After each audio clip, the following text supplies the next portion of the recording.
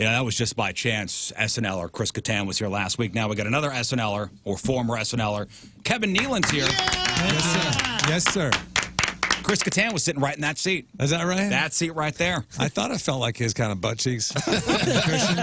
His recognizable butt cheeks, yes. No, off the air. I'm still feeling this guilt. I told Mr. Nealon here that I hit a deer for the first time ever. First time ever. And I feel this kind of twinge of guilt. Oh, yeah. Even though it was his fault. It was. It was Kevin Nealon's fault that you hit a deer? Wow, way to go. That's crazy. It's her fault. Yeah, I mean, there's nothing you could do about it, really. I mean, you're just driving. If you try to swerve, you'll cause an accident. And there'd be more injuries. And but yeah. Thank God I'm okay. Yeah, you didn't tell Mr. Nealon you were driving around in the woods.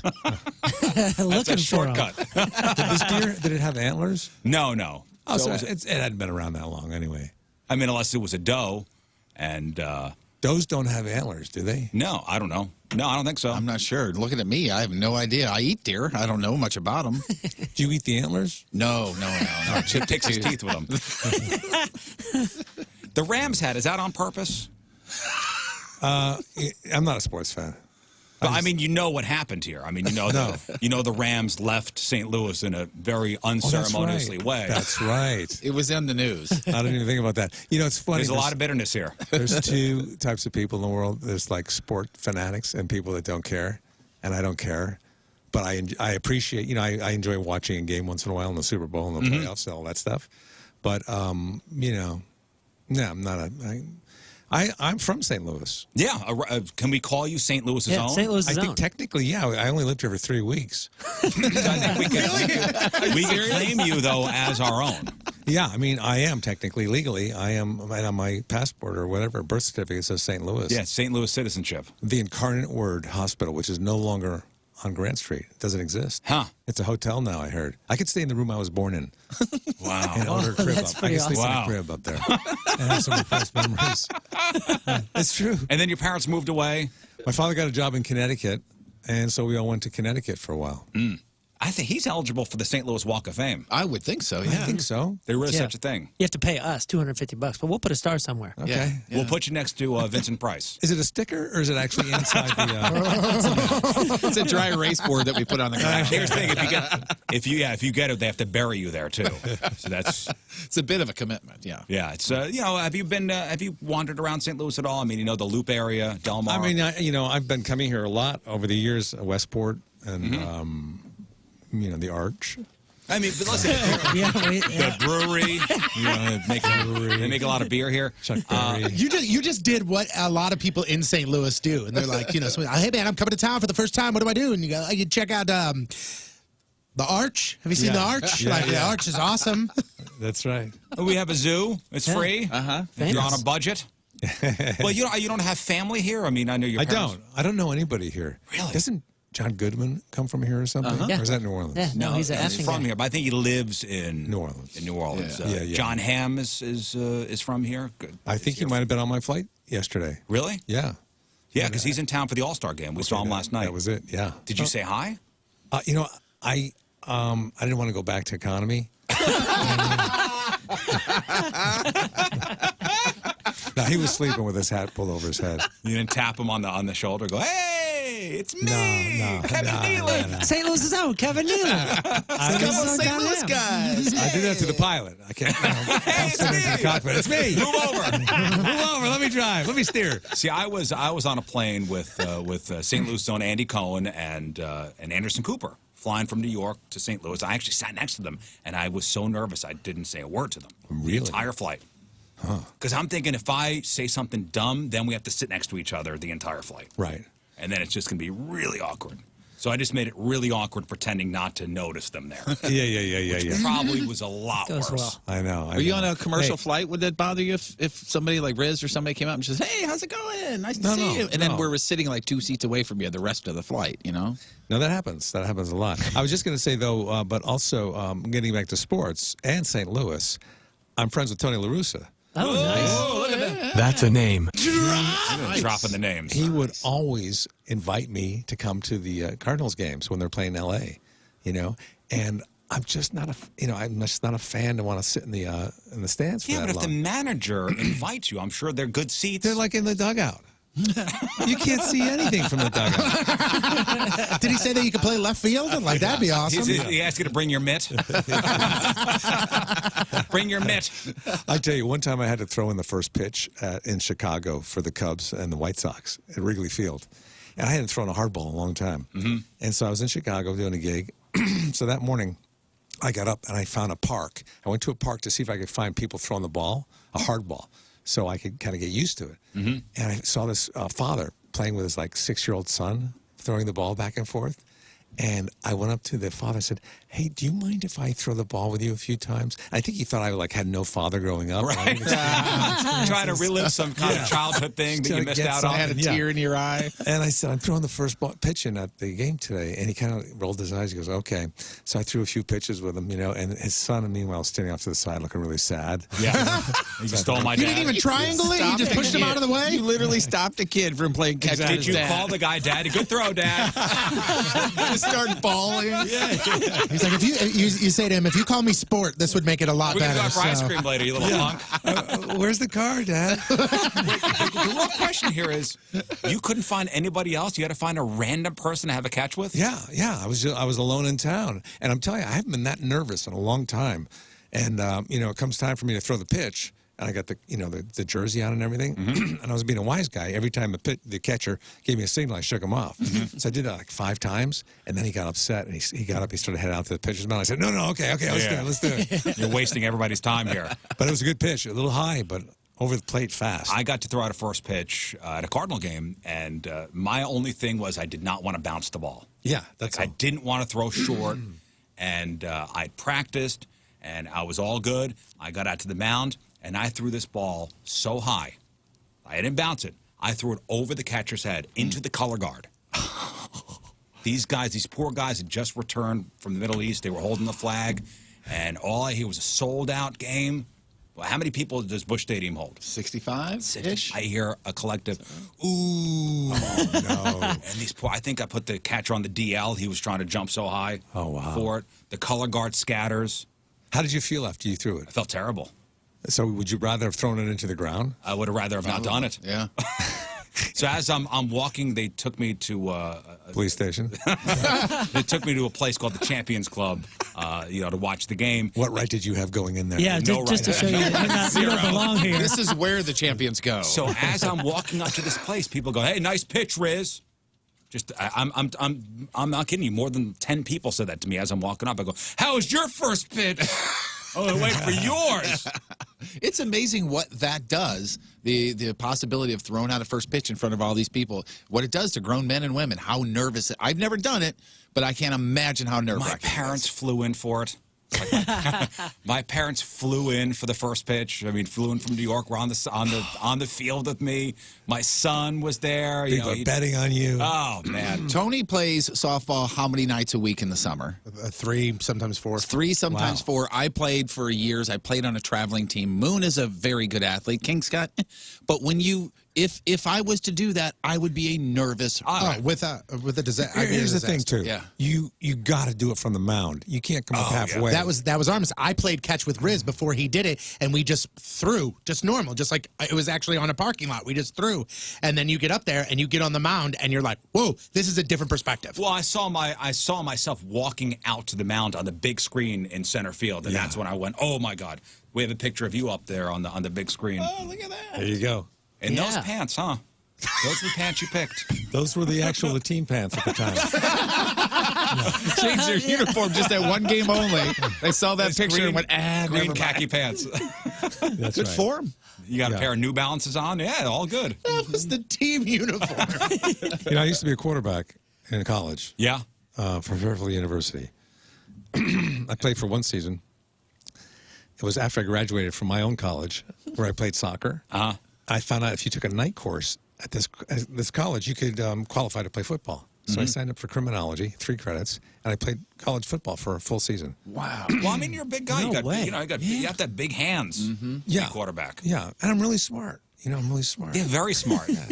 Well, what made you stop playing? Just some of the other players got jealous because they weren't playing, and they changed it to you got to take 12 credits. wow. They changed the rules for you. Yeah, for the other players, yeah. Well, it was only like 4 years ago. That was like two years ago. So let me ask you this question. So we're talking about, celebrities, on planes. I'd be nervous to talk to. If I saw you on a plane, I'd be very nervous to talk to you. I would not say a word. Rightfully so. I get it. Yeah. But, I get very. Do you know who I am? yeah. Well, I get nervous. Are you okay with people coming up to you? Have you had any awkward encounters? Oh yeah. I mean, as long as they're sober. It's the worst when they're really drunk. Because it's just ridiculous. It's a waste of your time. But I'm the same way. I get nervous too around celebrities or people that I'm intimidated by. Like I was sitting in the back of a restaurant near my house in this neighborhood, and it's a back room, and there's maybe 8 tables, a little Italian restaurant, and I'm sitting with my friend. It's just us back there, I thought, and then he goes, "Look who just sat down at the other table, like 3 tables away from us." It was Julie Andrews and Julia Roberts. Together? Huh? Yeah. And Dining together. They were talking, and typically I wouldn't have trouble going up to someone and say, "Hey, man, big fan, nice to see you," introduce myself. But I just didn't want to get near that table because they were like talking about something, and I really was intimidated. Well, I wouldn't know. I had them thrown out. Good decision. The opening for me is really what makes me nervous. How do I approach you, and what do I say? What would I say to you? Hey, I'm a big fan. Is that? But then now, I'd like to have a conversation with you, and I don't want to go for the fan thing because then it gets weird. Then you think I'm looking for an autograph. Yeah. Well, you know what? It doesn't matter to me what anybody says. I mean, yeah, they say they're a fan or whatever. They love my work. But I remember going to the opening of Love in Vegas. The Beatles thing. Yeah, I saw it. And I was in the back room because I was friends with some of those people, like Paul McCartney was back there, Ringo, Yoko, and are you serious? Yeah. They were all there while you were there. Wow. Yeah. And Paul's talking to somebody, and this fan comes up with a Abbey Road album, or Sgt. Pepper, and interrupts Paul as he's talking for an autograph. And Paul turns to him and goes, "I'm in the middle of a conversation. Can't you see him?" "No, I can't give you an autograph now. I'm having a conversation." I felt so embarrassed for the guy. He blew it. That's my biggest fear, is the rejection. That's exactly why I don't do it. Yeah. That's why. You don't want to be rejected. Did the guy just melt? I mean, what? I closed my eyes. I think if somebody has the goal to do that, if somebody comes up in the middle of Paul McCartney having a conversation with an album and asks him to sign, I think that's a guy that's just so oblivious that it probably didn't even affect him that Paul just told him no. Well, it's probably one of those moments. He's like, "This is the only 7 seconds I'm going to be in the same room with this guy." I'm not going to blow this opportunity. But I would occasionally get autographs from the hosts on Saturday Night Live when they came through because people are always asking me for charity items, and I'm tired of giving away money. You know what I mean? Yeah. I always do it anonymously because I don't need the attention or anything. Yeah. But whenever you see the name anonymous on the list, that's me. Man, you are generous. Very generous. Cow. So when Paul McCartney was the musical guest on SNL, I had one of the PAs run out and get a couple albums, like Sgt. Pepper, whatever, and I had Paul sign it, and I would keep those, for charity. And Kurt Cobain was on once, and I had a PA go out and get the book, the unauthorized biography of Kurt Cobain, and I had Kurt sign it in the hallway as he was walking toward the studio. And I looked at it maybe a week later, and it looked like a 3rd grader had written in it. It said, "I am not Liberace, Kurt Cobain." Wow, that's amazing. Yeah. Do you still have that? I kept that one, yeah. You want to sell it to me? Yeah, I do. Actually, I've been holding out for it for you. No, I brought my little brother to his first concert. Loved the band Primus. Yeah. You know the band Primus? Loved the band Primus. So we were at the Roseland Ballroom in New York City. I brought him to the concert. After the show was over, people kind of wait around back for the band to come out, and people are there, with their stuff to autograph. So I bought my brother a shirt on the street. So I said, take the shirt and go up to the lead singer, and he'll sign it for you. You'll have it forever. He gets up. Lead singer grabs the shirt. He goes, "I don't sign bootleg shirts," and throws the shirt back at him. Oh, no. Yeah. Throws the shirt back at him. Devastated. No, I get it, I gotta too. say, I get it. Devastated. Yeah, I get that, too. Yeah, he turned to a life of crime after that. God rest his soul. Yeah, he's bootlegging T-shirts. Yeah. Kevin Nealon is at the Helium Comedy Club. 7:30 and 10:30 are the shows tonight and tomorrow. What do you think you're most recognized for? I think my love of the community, No. When people come up to you, It's anonymous donations. Yeah. I'm going to start donating things, by the way, and when it says for name, first name anonymous, last name Lee. I'm donating as anonymously. You know what it is now, Riz? It's of all the things I've done, Weeds, Saturday Night Live, Man with a Plan currently, people like this YouTube thing I'm doing called Hiking with Kevin. Yes. I love Yeah. it. Oh, you like that? Love Oh, it. thanks, I man. am totally ripping it off from you, just Thank so you. you know. Yeah. Anyway, so I've been doing that, and I enjoy doing it. I edit it. You know, I hike with a different celebrity every week, and then I post it on my YouTube channel on Thursdays. And it's just been really fun. You know, I got to hike with Kate Beckinsale. I mean, you have some big time celebrities on yeah, there. Conan, Sandler. Crazy ass celebrities. Yeah. Who just I mean, is there anybody that said to you like, I'm not walking? Oh yeah, yeah. Like, I don't want to. Can we just not walk? Or Well, I asked Steve Martin, and he wanted to hike somewhere flat, like in Beverly Hills. And I thought, okay, we could do that, but maybe if we held like some bushes behind you. Like, I gotta but David Spade, he's a flatliner. He didn't want any kind of incline at all. At one point, we were going up literally about a 1% incline. He goes, "Are we going uphill now?" Wow, he knew it. Oh. I don't know if you guys knew this, but it was originally going to be hang gliding with Kevin. That was rejected. Walking around Walmart with Kevin. Yeah, And wrestling with Kevin. that's right. That's right. All of those fizzle it out. Couple Running with lawsuits. scissors with Kevin. Those didn't work out. So we'll settle on hiking. But people seem to open up to you. They do when they're outside. I found it's a psychological thing, I guess. When they're outside, it's not a studio with a lot of lights on them or an audience, or I'm not even really looking at them that much. I'm looking at the trail. They're much more forthcoming and revealing. Because I remember that just hiking, not doing a show. You pass people hiking, and you come up in the middle of a conversation. It's really kind of personal stuff, you know. So yeah, I've kind of gotten a lot of information out of people that way. And you've gotten a lot of press doing this too. I mean, a lot of play on this hiking around. People like it because it's not that polished. You know, it's not like a really highly polished thing. I edit it myself. Have you ever seen it? Yeah. It's literally him walking with a selfie stick, or at least the ones that I've seen. Yeah. He's just walking in the woods, and then here comes Adam Sandler. But also, I added a drone to the mix. So now I have a drone for the B-roll. Wow. But Jeff's going to steal that from you. That's a and he's perfect serious. response. That's a perfect response to the overproduced reality TV couple decades that we had there. And I think Seinfeld hit it really well with comedians in cars. You know, because it seems whatever production is going on, it seems like just two guys in a car with a GoPro stuck on a windshield kind of thing, and that's really attractive to sort of get behind the scenes. But that one is really highly produced. You know, they have about 15 GoPros probably, or whatever they use. But yeah, mine is just one on the stick. I used to use my cell phone on just a selfie stick, but it was too shaky and people were complaining. Some guy sent me a rig, like a carbon graphite selfie stick, light with a GoPro on the end, and an external mic with a windsock over it. You know, so it's gotten a lot better. So who's coming up? Do we have any upcoming Well, hikers? I just booked Courtney Cox and Joel McHale and David Sedaris. Wow. Yeah. So I love what Bella Thorne was almost wearing. Bella Thorne, like 10 minutes into the hike, took off her top. She just had a bikini top on. Yep. Okay. Yep. We're okay with that. That's when I was using just a cell phone. That's why there's 6 parts to her interview. Okay. What's the weirdest role that you get recognized for when you're out and about? The weirdest role? Yeah. Like, is there anything that, like, somebody comes up and they're like, oh, my God, man, I can't tell you how much I loved you in Grandma's Boy. Yeah, I get Grandma's Boy a lot, or Happy Gilmore. Oh, Happy Gilmore. Yeah, that was a good one. Little Nicky, maybe. Oh, That's the weirdest one, kidhead. Yeah. Oh, I forget. What was he in Little Nicky? He was the guy that he he's put in boobs hell. on his head. I had breasts on my head. Yeah. That's one of the Sandler movies I only saw once. Oh, dude, it's so good. It's one of those when you Can I go back and watch it? Yes, 100%. Oh, yeah. It's one of those when you watch, you're like, I don't know if I liked that. And then on the third watch, you go, I think this is one of my favorite films. Yeah. And just for the killer soundtrack. You would love just the soundtrack. I remember the soundtrack to it. I so- remember the premise of the movie. It's so ridiculous that it becomes a favorite. Yeah. Yeah, that's a watch a few times sort of thing. Yeah, you and Grandma's Boy as the CEO yoga guy. Hilarious. I tell you, when they sent me that script, I've done a lot of Sandler films. They're kind of juvenile and fun, But when they sent me this one, this was produced by Sandler. He wasn't in it. It was Schwartz and, Culvert and those guys.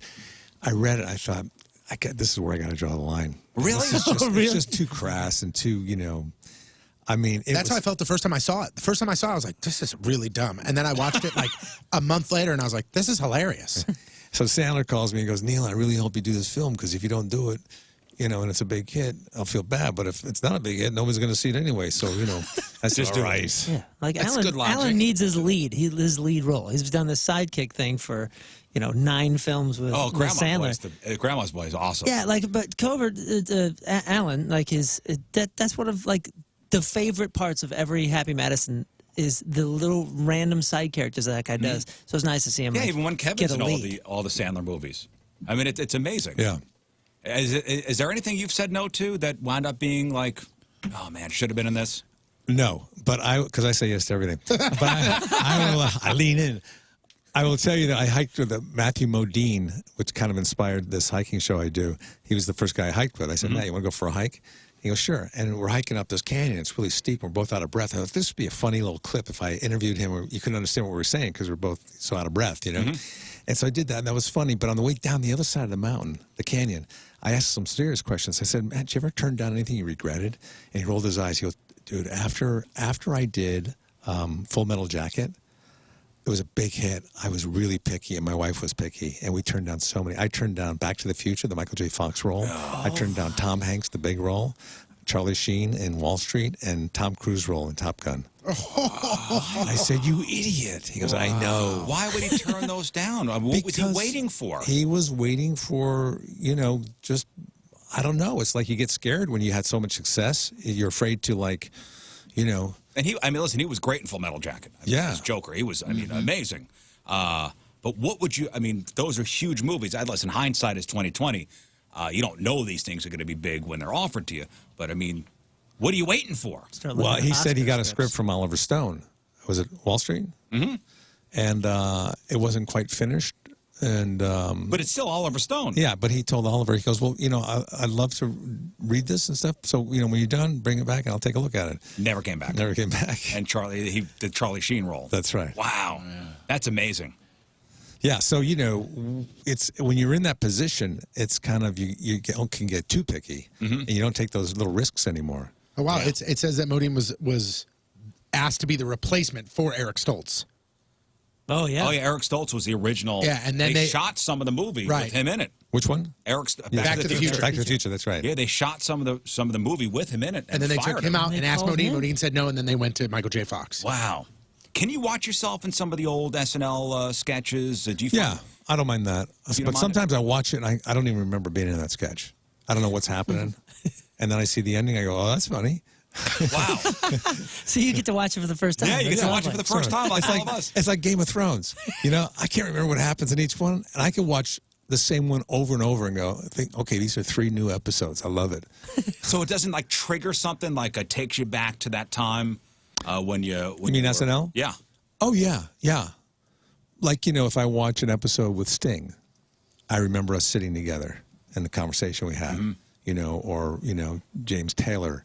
I remember being on the craft service table with him, and him inviting me to go out to dinner with him. So I do remember stuff like that. It's just like when I do a joke, in my act, in my stand-up, I remember who I was with when I came up with that idea, or who inspired that.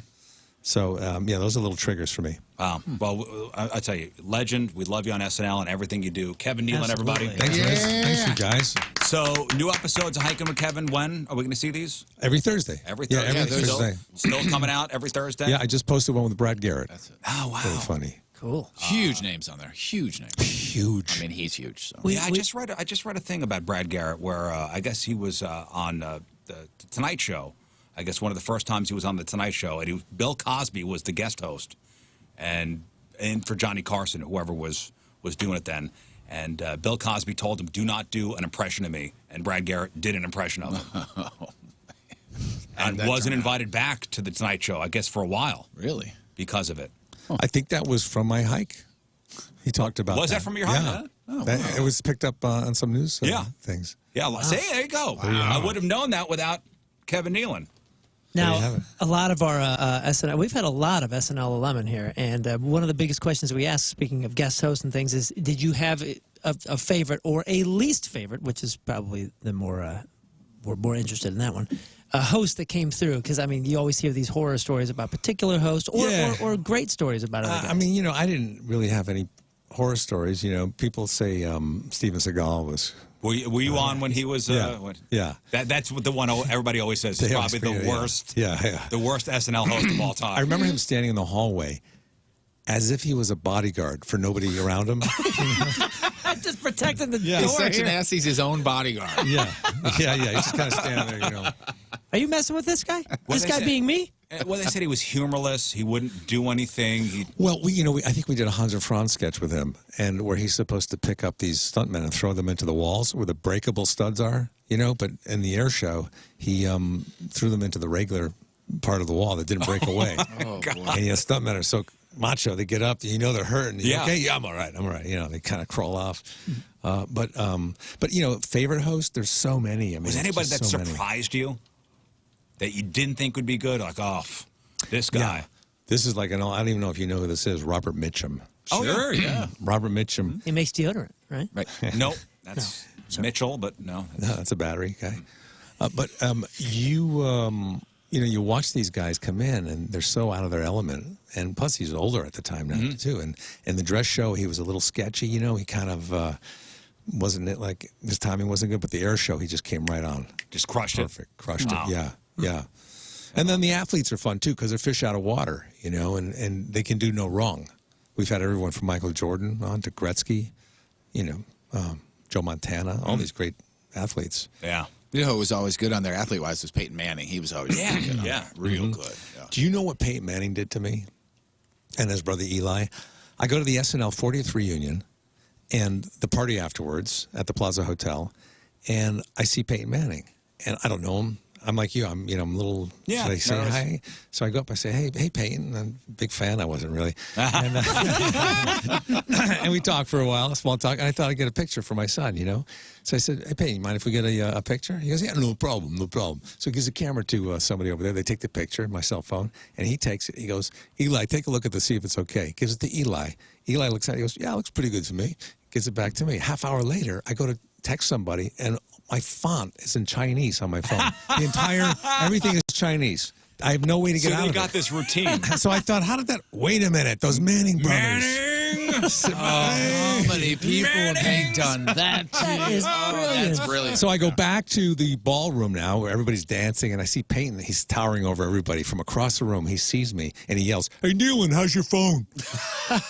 And so I find Eli, and I go up to him. I said, put this back. I hate the Giants, man. I hate the Giants. I hate you, and I hate the Giants. And he smiled, and he put it back. Yeah, then you burn their house down. And I burned their house down. Burn their house down. Both Force their him into houses. retirement like tomorrow right. or today. Kevin Nealon at Helium Comedy Club, 7:30 tonight, 10 o'clock tonight, also tomorrow night, 7:30 and 10 o'clock. Jeez, that's a lot of work. That's a lot of it. All the details at heliumcomedy.com. The great Kevin Nealon, everybody. Thank you, everybody.